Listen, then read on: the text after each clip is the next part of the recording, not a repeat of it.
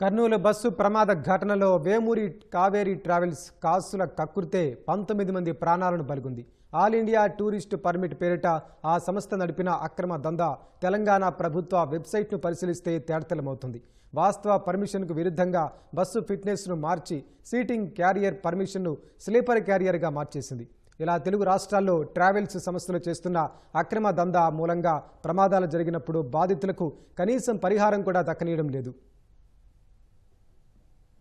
Kurnool bus దగ్ధం ఘటనలో Vemuri Kaveri travels bus అక్రమ భాగోత్వం బయటపడింది. ఈ బస్సు సీటింగ్ క్యారియరే కానీ స్లీపర్ సర్వీస్ ఎంతమాత్రం కాదు. వి కావేరీ బస్ యజమాని ఒంగోలుకు చెందిన వేమూరి వినోద్ కుమార్ వేమూరి కావేరీ ట్రావెల్స్ పేరిట హైదరాబాద్, చెన్నై, బెంగళూరు, విశాఖపట్నం మార్గాల్లో టూరిస్టు పర్మిషన్లతో పర్యాటక ప్రాంతాలకు బస్సులను తిప్పే సంస్థగా నమోదైంది. ప్రమాదానికి గురైన బస్సు స్కానియా కంపెనీది. 2018లో స్కానియా సంస్థ నుంచి తెలంగాణకు చెందిన హెబ్రాన్ ఇన్ఫ్రాస్ట్రక్చర్ ప్రైవేట్ లిమిటెడ్ కొనుగోలు చేసి 2023 వరకు నిర్వహించింది. ఆ తర్వాత వేమూరి వినోద్ కుమార్ ఈ బస్సును కొనుగోలు చేసి ఎన్ఓసీ తీసుకుని కేంద్రపాలిత ప్రాంతమైన డయ్యూ డామన్లో తిరిగి రిజిస్ట్రేషన్ చేశారు. ఇక్కడే వేమూరి కావేరీ సంస్థ అక్రమానికి తెరలేపింది. తెలుగు రాష్ట్రాల్లో రిజిస్ట్రేషన్ చేస్తే అధికారులు కొంత కఠినంగా ఉంటారన్న అంచనాతో డయ్యూ డామన్లో చేశారు. వాస్తవానికి ఈ సంస్థ ప్రధాన కార్యాలయం ప్రకాశం జిల్లా ఒంగోలు. డయ్యూ డామన్లో ఆల్ ఇండియా పర్మిట్ తీసుకున్న కావేరీ ట్రావెల్స్ ఒడిశాలోని రాయగడలో ఆల్టరేషన్ ఫిట్నెస్ చేయించింది.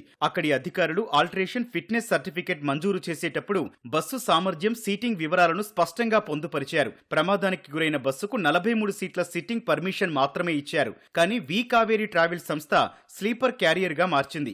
ఇలా మార్చడం బస్సు సామర్థ్యాన్ని అధిగమించడమే. రవాణా పన్ను ఒక్క సీట్కు 450 రూపాయలు మాత్రమే. అదే స్లీపర్ సీట్ అయితే 800 అవుతుంది. పైగా తెలుగు రాష్ట్రాల్లో ఈ ఛార్జీ చాలా ఎక్కువ. తెలుగు రాష్ట్రాల్లో ఒక్క సీట్కు 4500 రూపాయలు పన్ను చెల్లించాలి. అదే స్లీపర్ సీటుకైతే 12,000 చొప్పున ప్రభుత్వానికి ట్యాక్స్ కట్టాలి. ఇలా ట్యాక్సులు ఎగవేసేందుకే వేమూరి కావేరీ ట్రావెల్స్ సంస్థ అక్రమ రిజిస్ట్రేషన్, ఆల్టరేషన్ చేయించింది. వేమూరి కావేరీ సంస్థ మరో అక్రమాన్ని కూడా చేసినట్లు రికార్డులు చెబుతున్నాయి. ఈ బస్సుకు ఆల్ ఇండియా టూరిస్ట్ పర్మిషన్ ఉంది. అంటే కేవలం టూరిస్టు ప్రయాణికులను మాత్రమే అనుమతించాలి. పర్యాటక ప్రాంతాలకు టూరిస్టులను చేరవేసే సంస్థ రెగ్యులర్ ప్రయాణికులకు సర్వీస్ నిర్వహించడం కూడా చట్ట విరుద్ధం.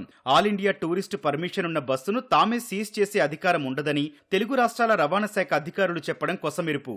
తెలంగాణ, ఆంధ్రప్రదేశ్లో చాలా బస్సులు తిరుగుతున్నాయి.